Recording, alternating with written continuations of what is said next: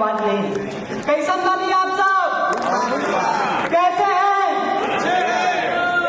अभी भी समस्याओं में लगे रहे। सबसे बड़ी समस्या यह है कि प्रोडक्शन वाले शॉर्टफॉल से परेशान है, बाकी सब हेयरफॉल से। और आदमी के पास 3 मुख्य समस्याएं हैं। एक तो आदमी के पास काम नहीं है, दूसरा काम के लिए आदमी नहीं मिल रहे हैं, और तीसरी बड़ी समस्या यह है कि काम के लिए रखे गए आदमी किसी काम के नहीं है।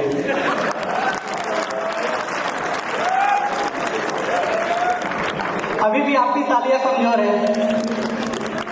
हालांकि इसमें आपका दोष नहीं है, ये भारतीय आदमी का स्वभाव ही ऐसा होता है कि वह सत्यनारायण भगवान का कथा 50वीं बार भी सुनेगा तो जब तक पंडित जी ये ना बोले कि अध्याय समाप्त हुआ तब तक वह अक्षत फूल नहीं छोड़ता है।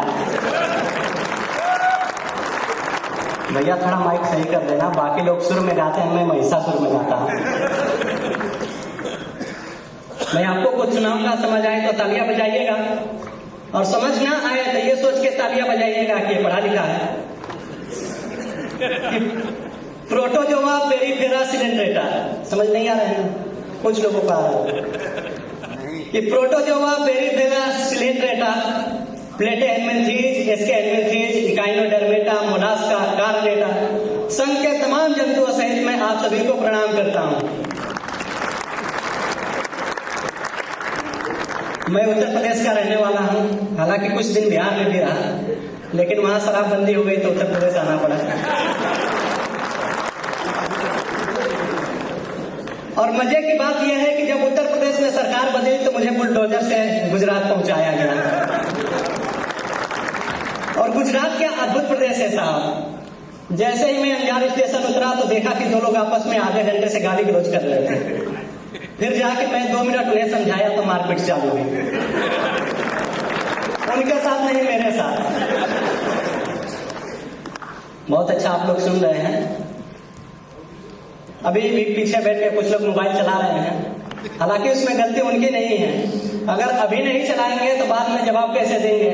वो तो बोल देगी कि मैंने तो तुम्हारे लिए ही स्टेटस लगाया था, तुमने उस टाइम नहीं देखा था।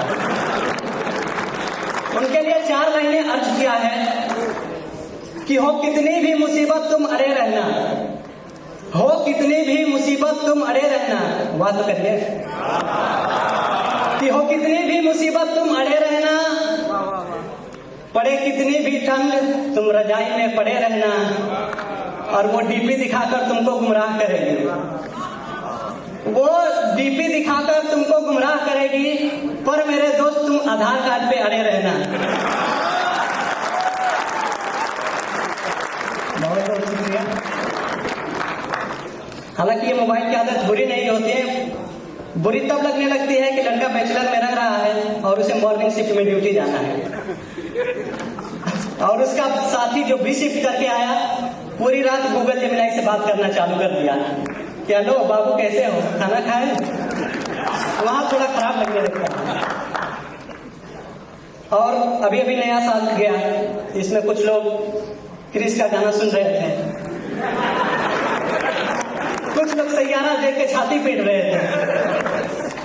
और यही इश्क वालों को जब नई नई मोहब्बत होती है तो इनका गाना कुछ ऐसा होता है कि तुझ में रब दिखता है यारा मैं क्या करूं।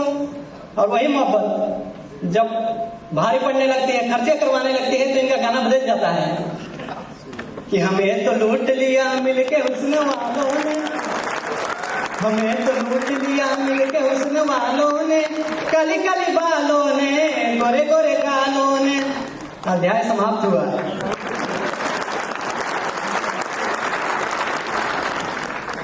एक बार एक वकील साहब अपने मुजरिम को छुड़ाने के लिए कोर्ट में गए और उन्होंने जज से कहा कि जज साहब, कानून की किताब के पेज नंबर 15 के अनुसार मेरे मुवक्किल को बाइज्जत बरी किया जाए। जज साहब ने बोला किताब पेश किया जाए। किताब पेश किया गया। जज साहब ने पेज नंबर 15 खोला और देखा तो उसमें 500 के 50 नोट थे। जज साहब मुस्कुराते हुए बोले वाह बहुत खूब, ऐसे ऐसे 4 सबूत और पेश किए जाएं। अभी हम लोग पिछले साल महाकुंभ में गए थे, वहां मीडिया वालों ने अलग अलग के न्यूज दिखाए। हमने देखा कि मीडिया वाले ग्लोबल से चालू होते हैं और लोकल तक आ जाते हैं। एक ही न्यूज को 3 बार कैसे पढ़ते हैं कि अंतर्राष्ट्रीय बाजार में सोना हुआ 40,000 रुपये महंगा।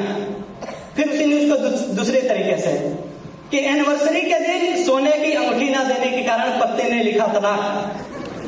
फिर उसी न्यूज को तीसरे तरीके से गर्लफ्रेंड ने साथ घूमने से किया इनकार क्योंकि प्रेमी ने किया था नया रिंग देने का वादा। हालांकि वहां देखा कि एक माला बेचने वाली लड़की आई थी, उसके बारे में कि उसकी आंखें ऐसी हैं वैसी।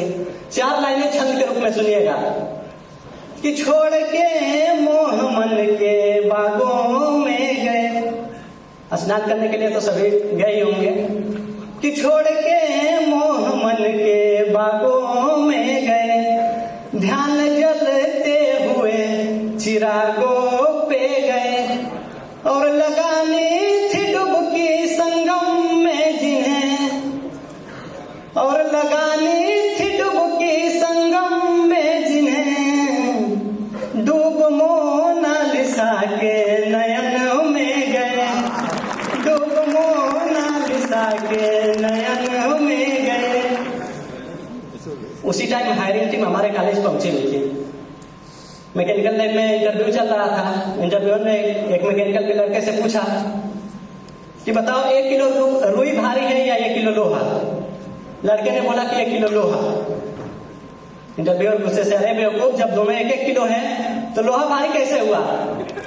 फिर लड़के ने जवाब दिया, सुनिए और आनंद लीजिएगा। लड़के ने कहा कि 1 किलो लोहा ही भारी है, अगर विश्वास ना हो तो आप 1 किलो रुई फेंक के मारिए और मैं आपको 1 किलो लोहा। और आज वही लड़का आपको शायरी सुना रहा है। अभी क्या अद्भुत आप लोग सुन रहे हैं। इसी पे इतनी मोहब्बत आपके साइड से मिल रही है। राहत साहब ने लिखा कि हम अपनी जान के दुश्मन को जान कहते हैं, हम अपनी जान के दुश्मन को जान कहते हैं, और इसी मोहब्बत की मिट्टी को हिंदुस्तान कहते हैं। इसी मोहब्बत की मिट्टी को हिंदुस्तान कहते हैं। और ये जो सुराखे हैं हिस्से हैं साजिशों के, और ये जो सुराखे हैं हिस्से हैं साजिशों के, मगर हम इसे अपने घर का रोशनदान कहते हैं। अभी पिछले दिनों मैं अपने साथियों के साथ कच्छ का रण घूमने गया। वहां देखा कि एक तोता बेचने वाले के पास 4 तोते थे। मैंने पूछा कि दादा तोता कितने के लिए। उन्होंने बोला कि ये पहला तोता जिसे पूरा और हाइड्रोलिक्स और मैकेनिक्स याद है, ये 10,000 रुपये का है। दूसरा तोता जिसे पूरा वेल्डिंग प्रोसेस याद है, ये 20,000 रुपये का है। और तीसरा तोता 50,000 रुपये का है, या इसे पूरा QMS याद है। मैंने कहा चौथा तोता, उसको साइड में रखा गया था। बोले कि 1 लाख रुपए का है, इसको कुछ नहीं आता है।